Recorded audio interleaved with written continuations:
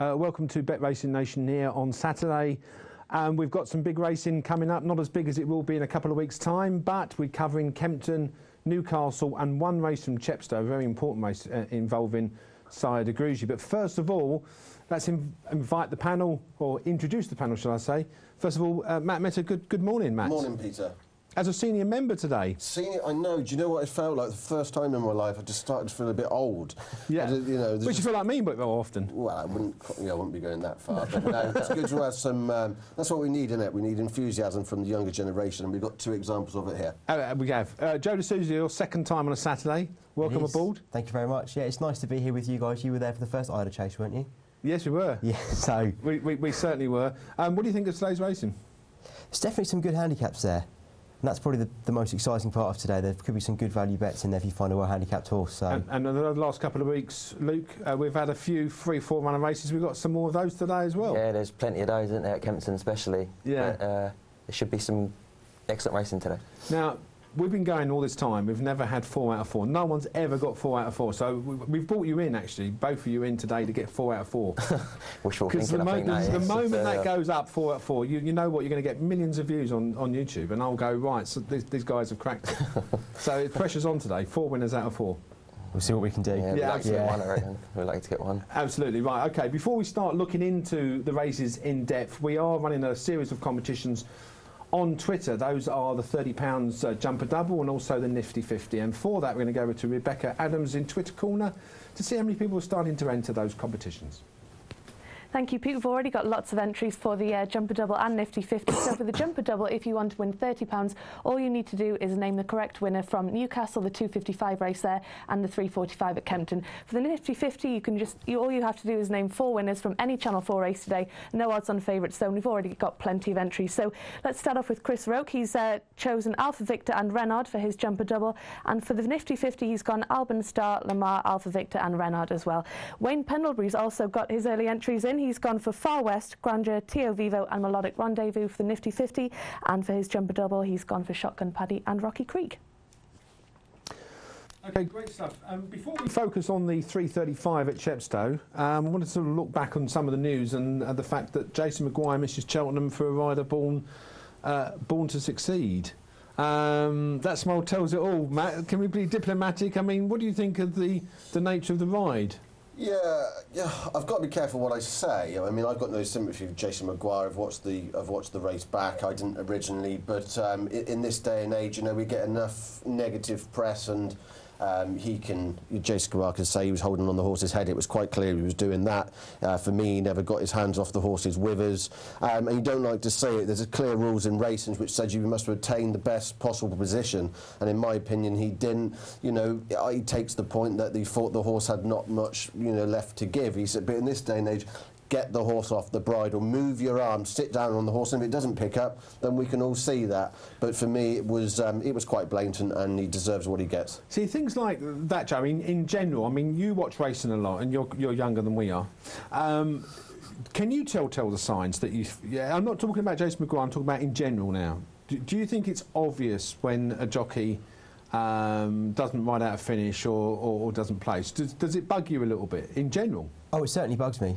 Yeah, it does, and it's something, I've mentioned this when I've been on the show before. Rules are there, and if you break them, you should be punished. And I agree, Jason Maguire's been punished here. Yeah.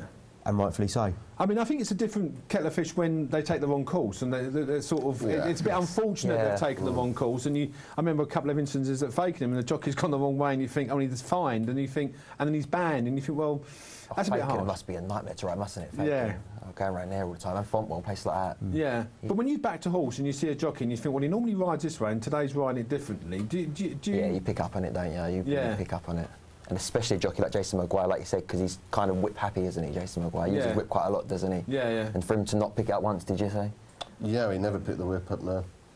And in terms of in general, Matt, you know, there's that dividing line between whipping the horse a certain amount of times and being over generous without it. So yeah, let me just be clear that I'm one that, you know, I was all for the new whip, and I'm not sure if, you know, whips got taken off of jockeys. I wouldn't have a great problem from a betting point of view. I think it should be the last. You know, there's lots of ways of communicating with a horse. through your hands and other motions, and that's what they're doing now to teach. You know, obviously we have those races with the apprentices which you can't use the whip, and that is to teach them at a very young age to use every other form of communication that you can before you result for the whip. I mean, you only have to look at jockeys like Richard Hughes, Kieran Fallon, last to go for the whip, and Richard Hughes always says the jockey that goes for his whip last usually wins, and that was something his father drummed into him, and it's a very true point. I don't want to see horses necessarily getting whipped. What I want to see is, I want to see the horse off the bridle, not as Jason Maguire did, it was just fully on the bridle. I mean, it was, you know, it was like he thought there was another circuit to go. Right, well maybe he did. Well, he didn't never say that, so... Right, OK, we're going to touch on the 335 at Chepstow right now, and the Saida Gruji, who disappointed last time out at Newbury, well, certainly made a terrible mistake and then fell. It's carrying almost as much weight as me today, Matt.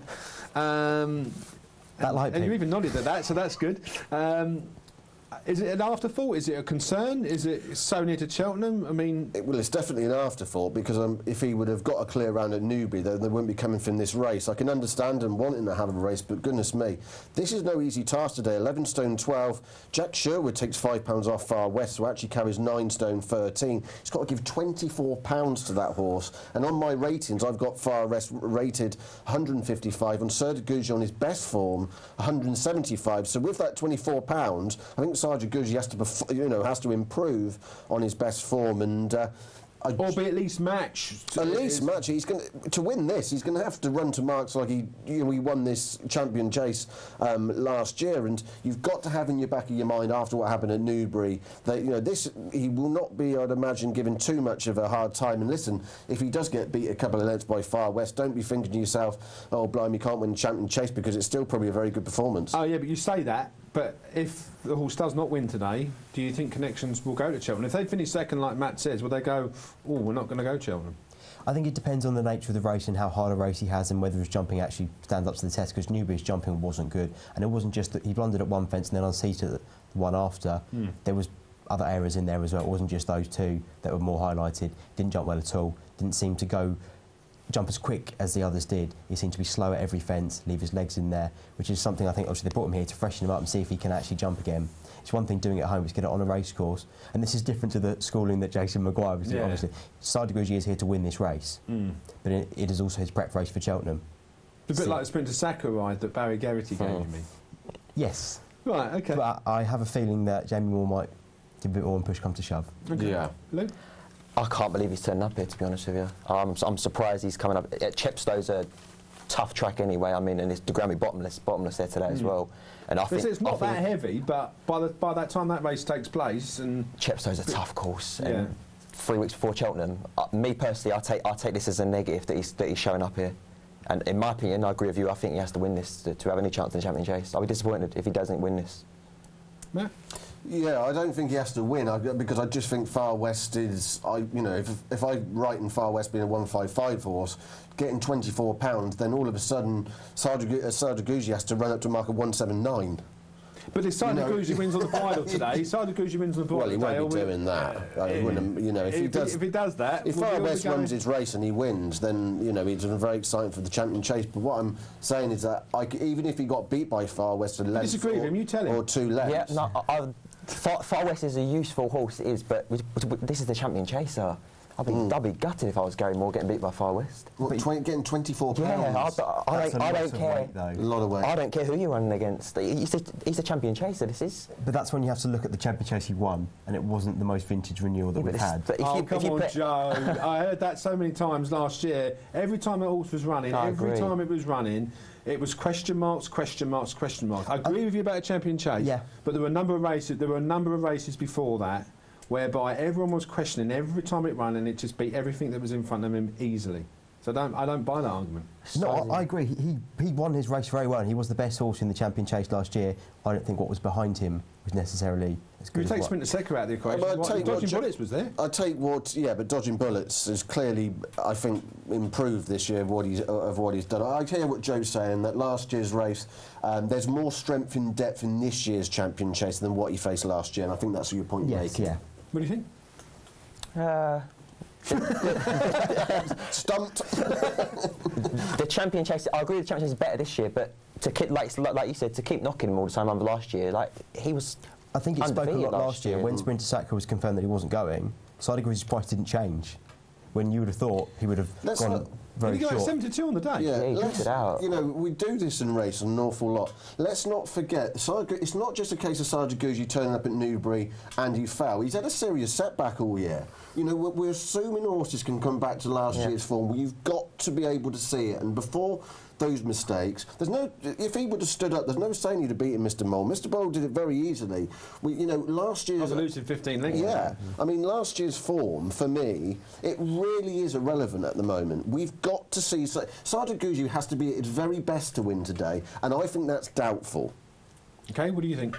I don't think he wins today, no. No, I agree. Right, okay, your selection in this race then? I wouldn't be getting involved in financially, but I do feel, I think Far West is tremendous value in the race. Okay. I have to agree, that's a lot of weight to give away. Not a punt for me, but Far West should take this. I think he'll win, and he'll win well, Peter, and it'll be firmly on course for the Champion Chase. Well, Luke, you should come more often, because I agree with you. I think Sardegruzi will win today, and I think he could win quite easily, and I think that will then sort of give Connections hope of the Champion Chase. But I think you're right. I do agree that this year's race is a hot race. And in fact, one of the best races to look forward to, in my opinion. Yeah. Right, OK, we're going to take a very short break. We've got Kempton to focus on as a couple of races, the first one of which will be the 2 o'clock. Keep those competitions coming in, because as soon as we come back, we'll be going back over to Rebecca. You can win some cash. We'll see you after this very short break.